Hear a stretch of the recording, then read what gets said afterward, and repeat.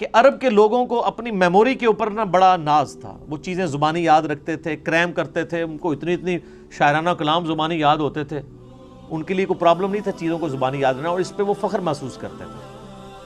اب اس سینیریو کے اندر جب یہ کتاب نازل ہوئی تو صحیح بخاری میں آتا ہے کہ ابن مسعود کہتے ہیں میں نے 80 صورتیں نبی علیہ السلام سے خود سن کے یاد کی ہیں۔ آپ نماز میں پڑھتے تھے، آپ ذرا کریمنگ کا لیول دیکھیں کہ نماز میں وہ تہجد کی نماز میں سن رہے ہیں اور یاد بھی کر رہے ہیں، اتنے ان کے مضبوط حافظے۔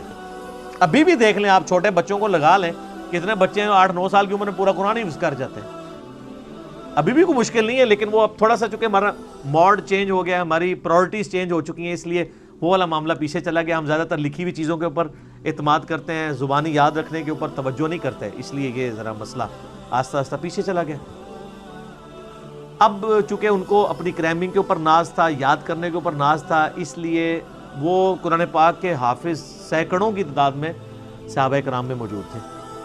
لیکن صحیح بخاری میں آتا ہے جب جنگ یمامہ ہوئی مسیلمہ کذاب کے خلاف، اس جنگ میں کئی حفاظ شہید ہوئے، تو پھر حضرت عمر نے آ کے مشورہ دیا کہ ہم یہ جو سکیٹرڈ فارم میں کہیں ہڈیوں پہ، کہیں چمڑے کی کھال کے اوپر، کہیں لکڑی کے اوپر لکھی ہوئی نبی علیہ السلام کی لکھوائی ہوئی وہی موجود ہے، اس کو ایک جگہ جمع کر کے کتابی شکل 2 گتوں کے درمیان لے آئیں۔ تو حضرت ابوبکر چونکہ سنت کی پیروی کرنے والے تھے، پہلا جواب ان کا وہی تھا کہ میں وہ کام کیوں کروں جو نبی علیہ السلام نے خود نہیں کیا۔ پھر حضرت عمر ان کے ساتھ بحث کرتے رہے کہ اس کی ضرورت ہے، حتیٰ کہ حضرت ابوبکر کہتے ہیں اللہ نے میرا سینہ کھول دیا۔ پھر مشورہ طے پایا کہ زید ابن ثابت جو بڑے انٹیلیجنٹ بندے تھے اور سب سے زیادہ ڈومیننٹ وہی انہوں نے لکھی بھی تھی، ان کو بلایا گیا، ان کے ذمہ یہ کام لگایا گیا، وہ بھی ریلیکٹنٹ ہوئے۔ پھر ان کے ساتھ صحابہ نے بحث کی، وہ مان لیا انہوں نے، اور بخاری میں الفاظ ہیں، انہوں نے کہا کہ اگر مجھے حضرت ابوبکر یہ ڈیوٹی لگاتے نا، یہ پورا پہاڑ یہاں سے یہاں شفٹ کرنا ہے، تو وہ آسان کام تھا۔ قرآن پاک کی ذمہ داری میرے پہ لگانا ایک پوری امت کے اعتبار سے میرے پہ بڑی ذمہ داری تھی۔ زبانی لوگوں کو یاد تھا، آج بھی حافظ ہی اس کو پڑھ کے اینڈ پہ آپ دیکھتے نہیں لکھا ہوتا ہے ہم نے قرآن کو حرف حرف پڑھا، اس میں کوئی غلطی نہیں ہے، یہ کوئی نسخے سے نہیں میچ کرتا، کریمنگ کوئی حفاظ نہیں اس کو۔ لیکن حضرت ابوبکر یہ چاہتے تھے جو نبی علیہ السلام نے اپنے نوٹس لکھوائے ہیں اس کے ساتھ کاؤنٹر ویریفائی کیا جائے، اور اس کے لیے طے پایا کہ ریٹن ریکارڈ موجود ہونا چاہیے، جو بھی آپ اس میں لکھیں گے، اور کم از کم 2 بندے اس کو ریٹن میں جسٹیفائی کریں گے۔ لیکن اس میں ایک آیت ایسی تھی کہ جس کا ریٹن ریکارڈ صرف ایک بندے کے پاس تھا، صحیح بخاری میں آتا ہے وہ تھے حضرت خزیمہ ابن ثابت انصاری رضی اللہ تعالیٰ، اور کسی کے پاس مل نہیں رہا تھا۔ صحابہ کو یہ اجداج سے پتا تھا، کیونکہ الفاظ ہیں کہ گم پائی، تو گم وہی بندے کو پتا ہوتا ہے جس کو یاد ہو کہ میں نے سنی ہوئی ہے اور اب لکھی بھی نہیں مل رہی۔ جب یاد بھی نہ ہوتے، اس کے بعد صحابہ کو یہ اجداج میں تھی کہ یہ آیت ہے، ریٹن فارم میں حضرت خزیمہ کے پاس ملی، دوسرا کوئی گواہ نہیں تھا۔ پھر صحابہ کو یاد آیا کہ ان کی تو گواہی حضور نے 2 کے برابر کی ہوئی ہے، اور وہ معجزہ آپ کی وفات کے بعد ظاہر ہوا۔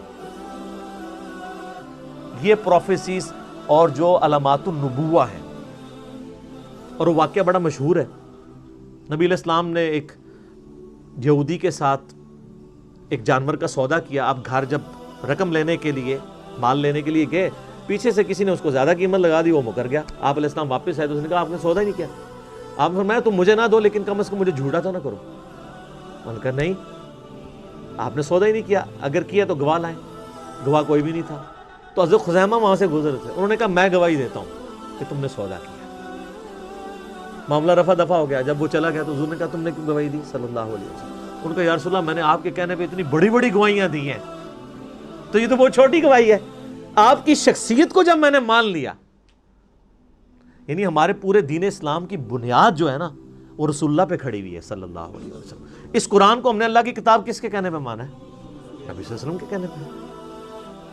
قبر کے عذاب کو، آخرت کے معاملات کو، جنت کو، یہ ساری چیزیں آپ کے کہنے، تو ان کا جب میں نے اتنی بڑی بڑی چیزیں، یہ تو چیز ہی کوئی نہیں۔ تو آپ علیہ السلام نے پھر ان کو آنری طور پہ فرمایا تھا کہ ہر معاملے میں 2 گواہوں کی ضرورت ہے، جہاں میرا خزیمہ ایک آ گیا نا تو اس کی گواہی 2 کے برابر مان لینا۔ اور وہ سر حضرت ابوبکر کے دور میں معجزہ ظاہر ہوا، بخاری میں موجود ہے۔ وہ پھر اللہ تعالیٰ کے نبی علیہ السلام کو اللہ تعالیٰ نے یہ زندہ معجزہ امت تک ٹرانسفر کیا کہ ان کی گواہی کے اوپر وہ پھر آیات قرآن حکیم میں داخل کی گئی۔